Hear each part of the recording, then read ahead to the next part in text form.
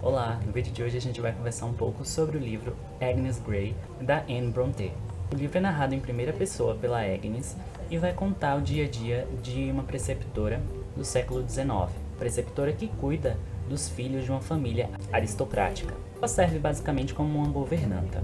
Só que além de narrar sua história rotineira, a Agnes vai também contar de forma crítica o que acontecia nos bastidores daquela sociedade e como as crianças poderiam ser mimadas e dinheiro não é sinônimo de educação.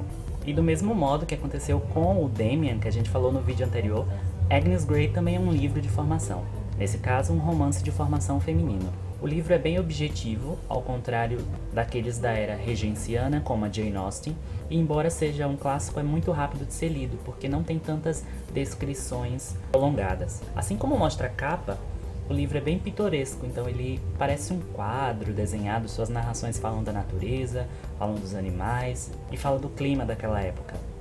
Essa edição foi publicada pela editora Martin Claret nesse ano e foi traduzido pelo Paulo César Castanheira. A era em que esse livro se passa é a era vitoriana, que é um pouco depois da Jane Austen. A Anne é a filha mais nova das irmãs Brontë e a menos conhecida.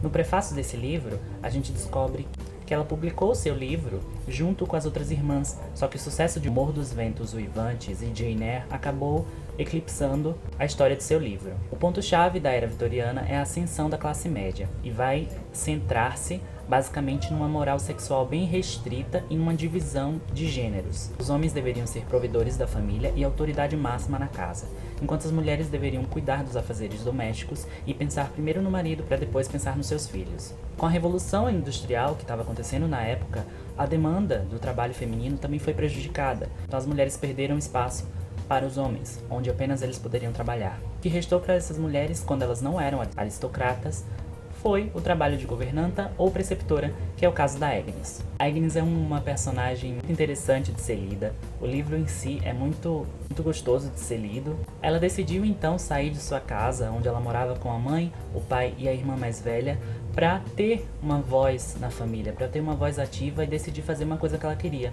Ela não queria apenas saber outra língua, tricotar, ouvir canções e tocar instrumentos. Ela queria trabalhar e ter uma função ativa, tanto na sociedade, na família, como para si própria, uma realização. E ela não é uma personagem perfeita. Em muitos momentos a gente vê que ela tem problemas com seus alunos, seus pupilos, e ela tem vontade de até bater neles, mas ela não pode fazer porque ela não é a mãe. Então, como o livro é narrado em primeira pessoa, a gente tem todos os pensamentos dessa personagem e vai descobrindo que ela também é humana.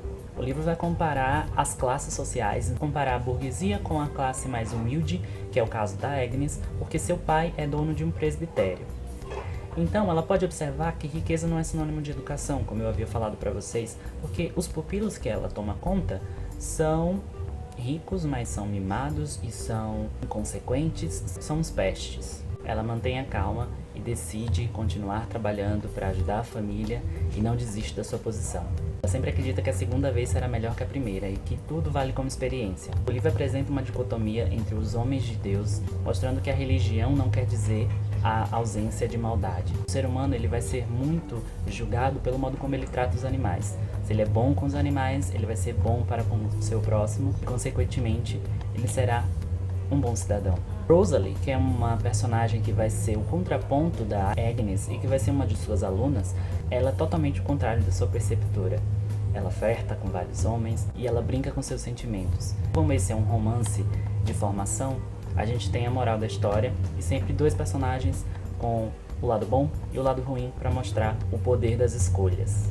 E é nesse sentido que Agnes vai se ver atraída por um personagem que não tem grandes atrativos físicos, mas tem bom caráter e princípios. Eu não vou dizer quem é, mas vocês vão poder absorver durante a leitura, é bem claro.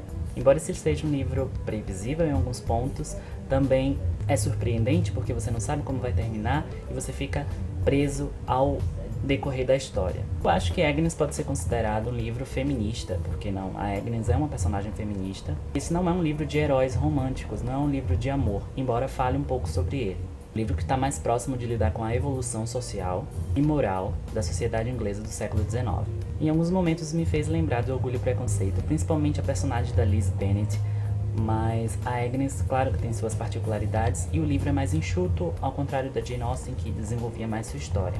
Acho que pela ambientação inglesa, isso me faz lembrar Orgulho e Preconceito, já é um bom adjetivo, né? Já é um bom sinônimo, porque ambos são livros incríveis. Essa edição aqui, como eu já falei pra vocês, da editora Martin Claret, está muito bem feita. Tem um prefácio introduzindo, né, tudo que eu comentei um pouco com vocês sobre a Era Vitoriana, sobre em que contexto a Anne escreveu o Agnes Grey, e também um pós-fácil que vai complementar e fechar a ideia depois que a gente lê o livro.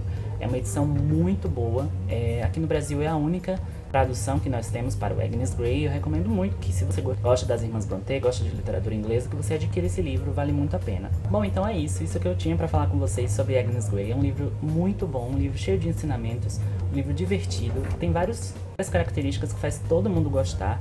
Eu dei 5 estrelas no Scooby, favoritei. Eu espero muito que vocês também tenham a oportunidade de ler. E aproveite para ler a resenha no blog, como sempre, onde eu falo mais detalhes sobre o livro, sobre o contexto, sobre partes que eu gostei, enfim. E se você gostou desse vídeo, não esqueça de dar um joinha, de ajudar a compartilhar. Um forte abraço e até a próxima.